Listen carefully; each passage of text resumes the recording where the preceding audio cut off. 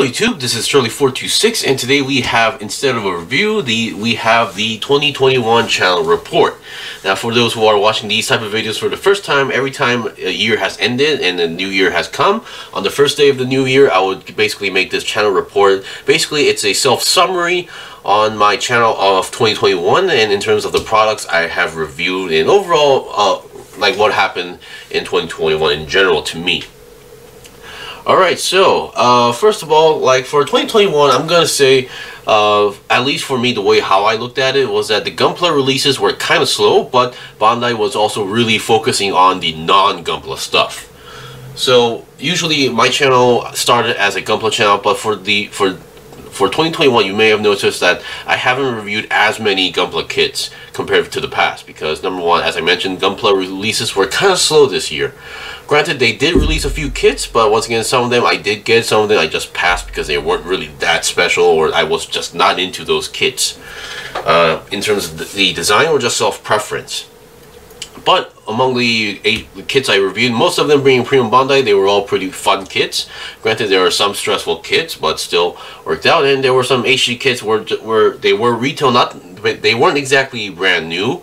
They were basically some past kits that I wanted to try out, but really didn't get the chance because they were always sold out. For example, the one that I was finally able to get and review was the HD Ahead series as well, because in the past I did review Mr. Bushido's Ahead, but never was able to review the other one, the basic HD Ahead and the Ahead Smoltron. So yeah, I was able to review those as well. So yeah, 2021, because of these slow Gunpla releases, I'm not saying like to the point where they didn't release, but they did release, but compared to the past, like about 2 to 3 years ago, we would be seeing like a new HD kit at least on a weekly basis.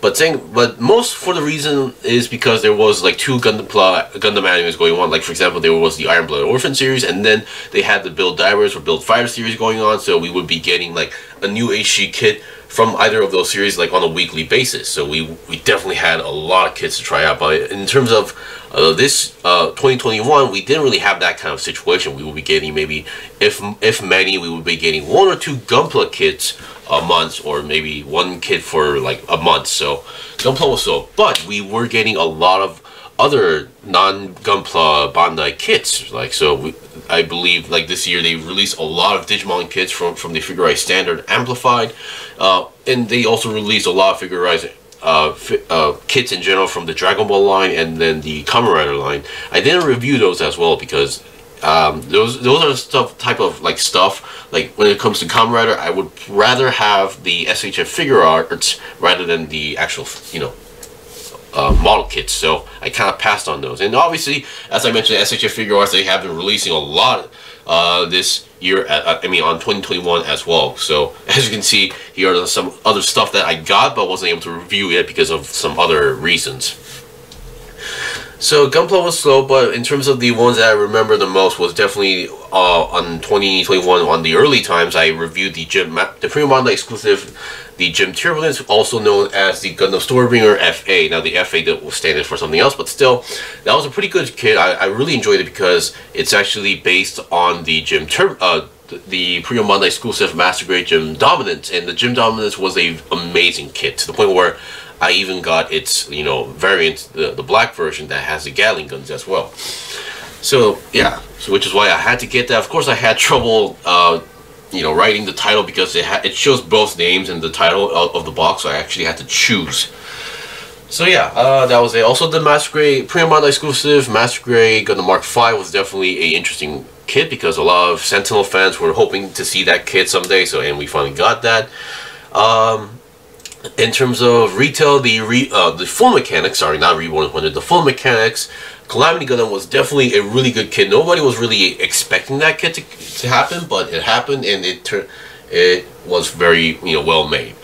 In terms of that, so Gunpla, yeah, I think we had a slow year in terms of Gunpla, but all the stuff that we did get were very nice. Now personally, I haven't tried the Battle Log kits yet because once again, I kind of stopped watching that because it's not exactly an anime series. It's one of those short, like 5-minute animes, and it's really hard to get into that and those kind of stuff for me. So I didn't watch those. So it automatically made me stop wanting to get those kits.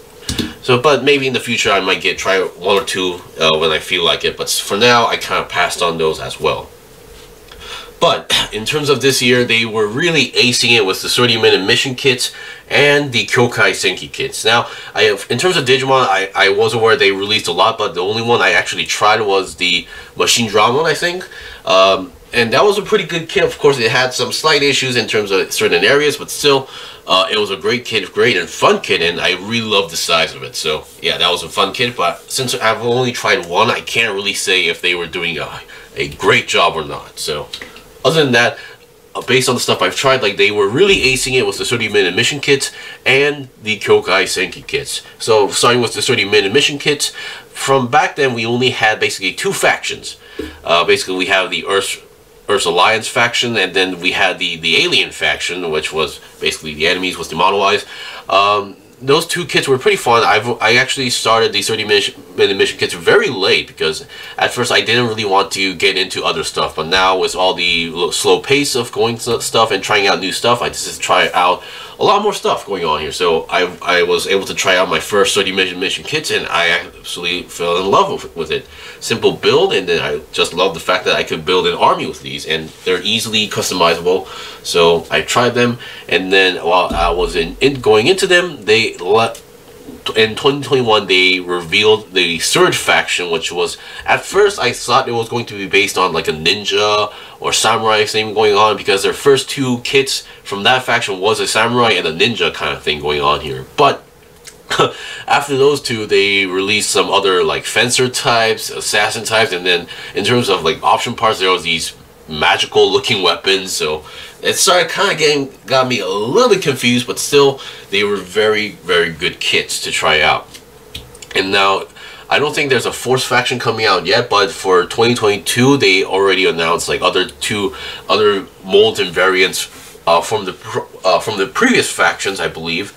And then there was also these soldier looking ones that are coming out on 2022 as well. So far the new molds for 30 mission kits, there's 4 of them coming out on 2022, but that's just the beginning, so we might get even more stuff, or even color variants, who knows. So that was great.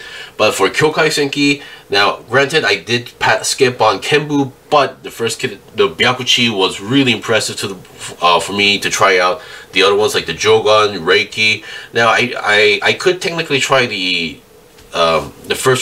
main character ones, but once again, I've also been aware that they are also going to release a 1/48 scale in full mechanics version, which is a bigger version.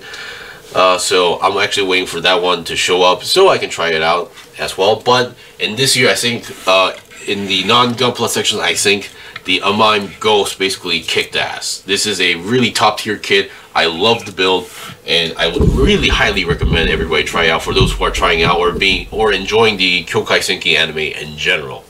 Now Kenbu, I heard a lot of good stuff about Kenbu, but I think I'm gonna stick with the Amime Ghost, and yes, I'm going to get the Mark II version no matter what. So yeah.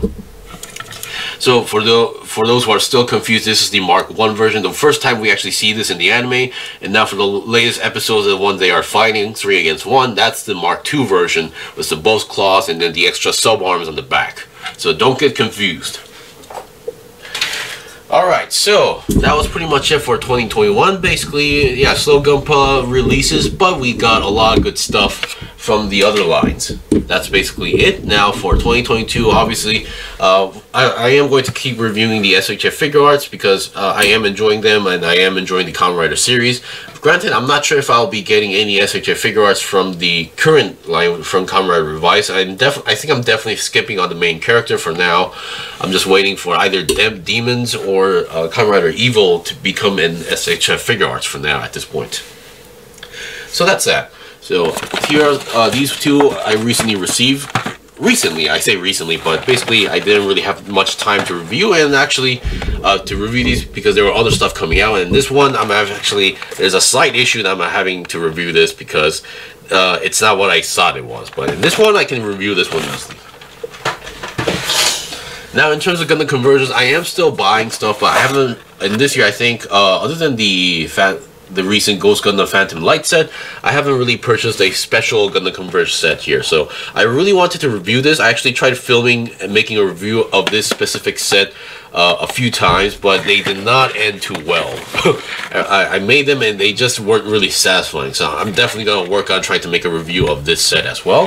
For those who don't know, this is the Strike Team from the Victory Gundam. This is the only way that you could actually get, like, certainly like the Victory Gundam Hexa going on here, or this is the only way to get a Gun Easy Gundam Converge, as far as I know.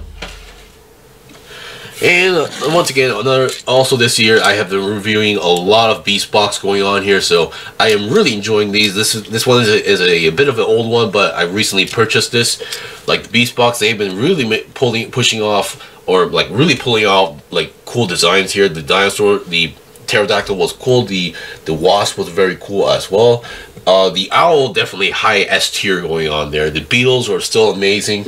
And now after the owl, they also just announced a anglerfish and a squid looking one, and I'm definitely looking forward for that as well. And then I also believe they have a black horse coming out. Basically a horse. I'm not sure about the color, because the ones they usually reveal in their Twitter or Facebook feed, they're usually prototype colors, so they're not the finalized colors as well. And finally, once again, I also am willing to try this kit as well. This is a kit from Plum. Now, usually I'm aware that Plum kits are very notorious to build because you require a lot of glue and then you require a lot of sanding. You have to basically match all the parts. But recently, Plum has changed their pace where they're releasing snap build kits, so they're releasing simple build kits where they don't need any glue or any sanding. I can just open the box, build it out right away, and get amazing color separation to the point without applying any decals. So, which is why I decided to try this one from the Raiden V game. I haven't tried the recent ones, but I have tried the old ones as well. So definitely willing to try out. For those who don't know, there's also a red version as well. So I guess you can try that out as well. Anyway, yeah, that was pretty much it for the 2021 channel report here. So obviously I'm still going to review a lot of Kyokai Senki kits, and hopefully 2022 will have a lot of, more Gunpla releases compared to 2021. So I'm looking forward for some already announced kits, but some of them are p-bandai, some of them are retail, so hopefully they will be fun to build. And once again, I think I'll be also focusing on a lot of 30-minute mission kits as well. So not only that, I'm actually willing to try out some customizations on these kits. Not sure if I'm going to review them, but I might actually review, some other option parts in the future. Anyway, that's pretty much it. Now, thank you for supporting the channel, and I would like to also mention one more time, Happy New Year. Hopefully 2022 will be another great year for everybody. Anyway, thank you for watching my videos. Tomorrow will be a review video on this kit, believe it or not. So, until then, see you guys next time.